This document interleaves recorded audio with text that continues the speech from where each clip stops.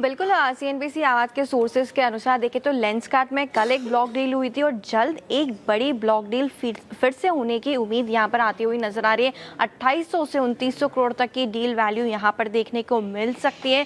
Alpha investment की तरफ से जो है स्टेक यहां पर बिक्री के तौर पर आते हुए नजर आ सकता है। देखिए अल्फा के पास ऑलमोस्ट 3.5% की हिस्सेदारी है, तो हो सकता है वो थोड़ा पे डाउन करते हुए नजर आए। 2800 से 2900 करोड़ की इसकी साइज रहेगी। जो सेबी के नियम के अनुसार फ्लो प्राइस 5% के डिस्काउंट पे आते हुए नजर आएगा। लेकिन बुक बिल्डिंग प्रोसेस की बात करें तो 2800 में से जो डिमांड है वो 800 की अभी तक आती हुई नजर आई है, इसीलिए शायद थोड़ा डिले नजर आ रहा है। 2-3 दिन में ये बुक बनती हुई दिखे और उसके बाद ये ब्लॉक जो है वो लॉन्च होता हुआ नजर आए। लेकिन इंडिकेटिव प्राइस पे आपको फोकस करना है। 610 से 620 रुपए की जो प्राइस है वो डोमेस्टिक म्यूचुअल फंड्स की तरफ से आस्क यहाँ पर आती हुई नजर आई, तो काफ़ी डिफरेंस आपको प्राइस में दिखेगा। काफ़ी डिस्काउंट जो है वो म्यूचुअल फंड इंडस्ट्री की तरफ से जो है आते हुए नजर आए, तो हो सकता है डिमांड इस ब्लॉक को लेकर थोड़ी कमजोर हो, इसीलिए आज इमीडिएटली ये ब्लॉक नहीं देखने को मिलेगा। लेकिन जैसे ये बुक बिल्ड होती है 2800 करोड़ तक पहुंचती है, 3 से 4 दिन में ये भी लॉन्च होती हुई नजर आएगी। लेकिन कल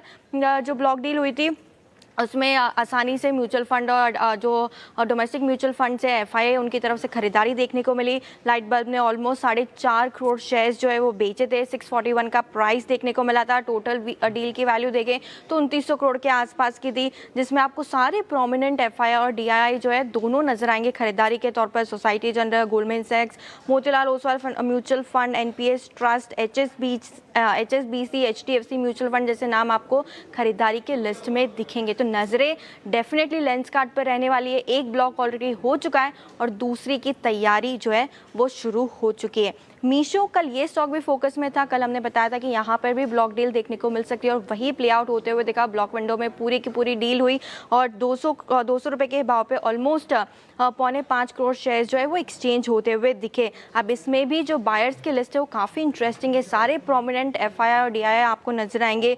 Nippon India mutual fund, HDFC life, Morgan Stanley, Edelweiss mutual fund, Societe Generale जैसे नाम इसमें भी शामिल है।